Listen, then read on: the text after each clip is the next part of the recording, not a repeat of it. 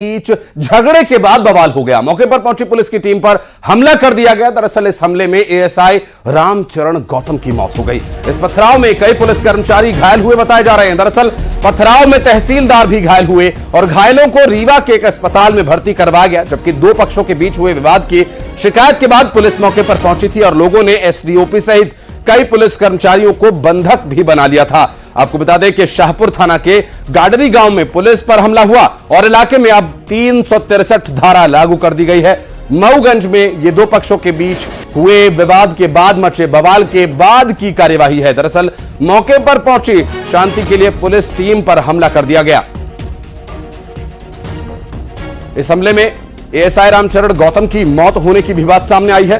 दरअसल पथराव में कई पुलिस कर्मचारियों को चोटें आई हैं और पथराव में तहसीलदार भी घायल हो गए। तो घायलों को रीवा के एक अस्पताल में भर्ती करवाया गया। उस वक्त की कुछ तस्वीरें हम आपको दिखा रहे हैं एक्सक्लूसिवली न्यूज 18 मध्य प्रदेश छत्तीसगढ़ के माध्यम से। और ये मऊगंज के पूरे बवाल के बाद की कुछ तस्वीरें हैं जब मौके पर एसडीओपी सहित कई पुलिस कर्मचारी स्थिति को संभालने के लिए पहुंचे तो लोगों ने उन्हें बंधक बना लिया। शाहपुर थाना इलाके के गाडरी गांव में पुलिस पर हमले का यह पूरा मामला। धारा 363 इस वक्त लागू है और एक पुलिस कर्मचारी की मौत के बाद मामला और ज्यादा बिगड़ गया। तो आज शाम को यहाँ शाहपुर थाना क्षेत्र में गररा गांव में हिंदू समाज के दो गुटों के बीच में विवाद की स्थिति बनी है और इस विवाद के चलते एक व्यक्ति की मृत्यु हुई है और इस विवाद के चलते भीड़ भाड़ काफ़ी इकट्ठी हो गई थी, कुछ पत्थरबाजी भी हुई है। इसके चलते हम लोगों ने यहाँ 163 धारा 163 लगा दी है और पूरी तरह से शांति बनी हुई है। मैं यहाँ पर हूँ, एसपी यहाँ पर हैं, पुलिस फोर्स हमारा यहाँ पर है, पेट्रोलिंग पूरे गांव में चल रही है और स्थिति अभी पूरी तरह से नियंत्रण में है। धारा 163 लगी हुई है और मैं सबसे अपील करता हूँ कि पुलिस को, प्रशासन को अपना काम करने दें और स्थिति को नियंत्रित रखने में मदद करें और प्रशासन का सहयोग करें। उसी दिन सहयोग से डेथ हुई तो इनके घर वालों को लगता था कि कुछ न कुछ विरोधी परिवार ने का इसमें हाथ है, तो उन्होंने आवेदन दिया था। एडिशनल एसपी मऊगंज ने जांच किया था। जांच में इनके सबके कथन हुए थे और स्पॉट पे वो आए थे। पीएम वगैरह देखने के बाद ये निर्णय लिया कि नहीं, ऐसी कोई अपराध की स्थिति नहीं बन रही है। तो वही लगता है इनके मन में था। जब मृतक सनी इधर आया होगा तो इनमें आपस में कुछ बात विवाद हुआ, निश्चित हुआ होगा, क्योंकि अभी इनका परिवार गायब है, वो मिला नहीं, हम लोग तलाश रहे हैं। और फिर उसी विवाद हुआ होगा तो इनको घर के अंदर रखे। फिर पुलिस को खबर गई। इनके माता पिता और भाई बहन भी आए थे, आपने देखा होगा, मोटरसाइकिल यही पड़ी हुई थी। मृतक के पिताजी, माँ और भाई बहन आए थे, उन्होंने भी समझाया सारी चीजें, लेकिन नहीं माने। फिर उनसे भी उनका विवाद हुआ, पथराव हुआ, तो वो लोग भी अपनी जान बचा के भागे, वो भी इसी गांव के हैं। इस दौरान इनके पथराव में हमारे 25 बटालियन के एक एएसआई रामचंद्र गौतम, उनका बेचारे का देहांत हो गया। बहुत ही दुखद घटना रही। उसके बाद कलेक्टर एसपी साहब लगातार यहाँ पे कैंप किए हुए हैं, मैं भी आया। अब हम लोग देख रहे हैं आगे की व्यवस्था, लेकिन बहुत दुखद घटना रही। इसमें जिनका भी हाथ है उनको छोड़ेंगे नहीं, सख्ती से कार्रवाई करेंगे। देखिए, धारा 163 इसलिए लागू कर दी गई कि गांव में लगभग 1300-1500 लोग हैं और मिक्स्ड पॉपुलेशन है। कुछ साकेत समाज के हैं, कुछ कुल समाज के हैं और कुछ ब्राह्मण समाज के हैं। विवाद न हो, लोग अपने घरों पे रहें, इस प्रकार का, इसलिए कलेक्टर महोदय ने आदेश जारी किया।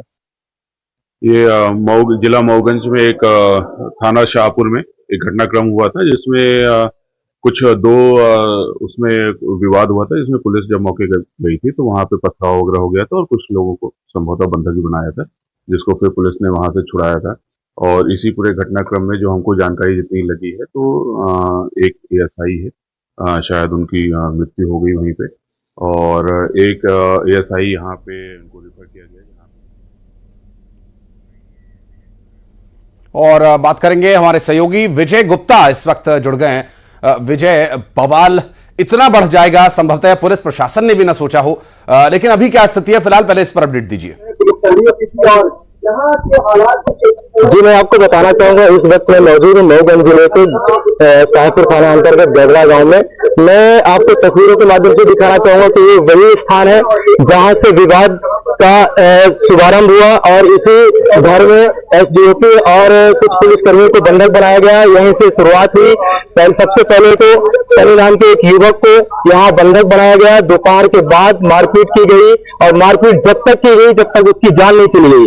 जैसे पुलिस को सूचना मिलती है, पुलिस मौके में पहुंचती है। पुलिस मौके में पहुंचने के बाद पुलिस के साथ भी लाठी डंडों के साथ मारपीट होती है। मारपीट होने के बाद एएसआई गंभीर रूप से घायल होते हैं, उनको अस्पताल ले जाया जाता है, उनकी मौत हो जाती है।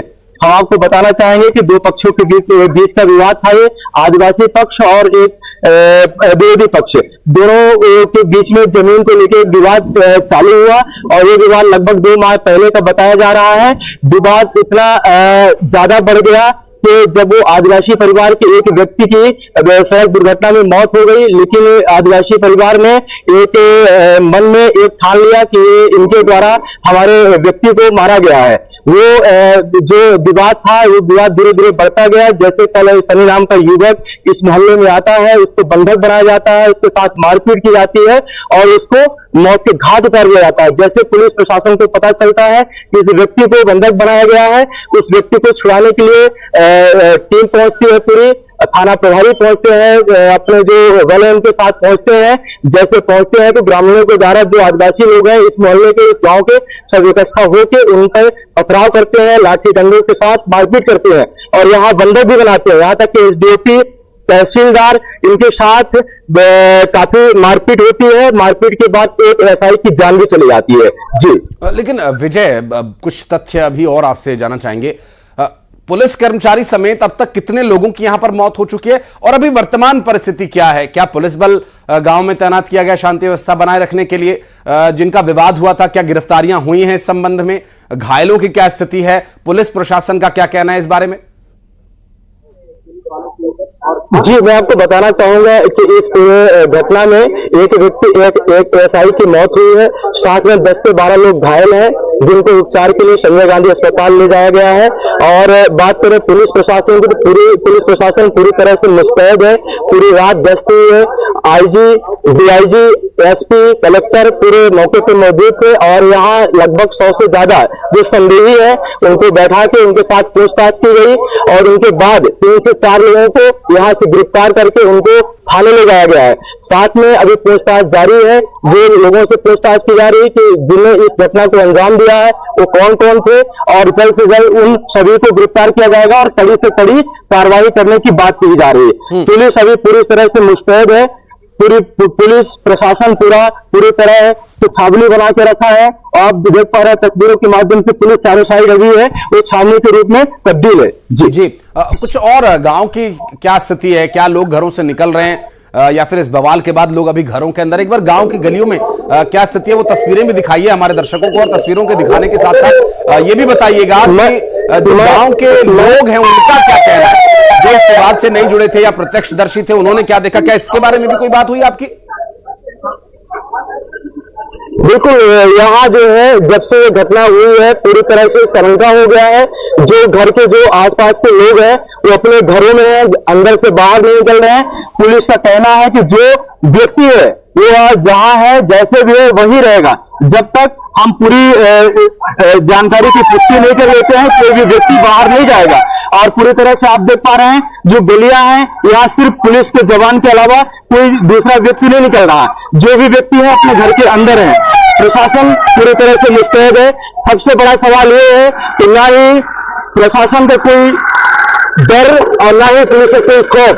यहाँ जो व्यक्ति हैं इतने पुलिस ने इस घटना को अंजाम दिए हैं कि पूरी तरह से इस घटना को इतने बड़े रूप से अंजाम दे दिए हैं कि यह एक डर का माहौल बना हुआ है। पूरी तरह पूरी रात पूरी पुलिस प्रशासन पूरी पूछताछ कर रही है। हम आपको तस्वीरें भी दिखाएंगे। ये पूरा वही घटना स्थल है जहां एसडीओपी और पुलिसकर्मियों को बंधक भी बनाया गया है, साथ में मारपीट भी की गई।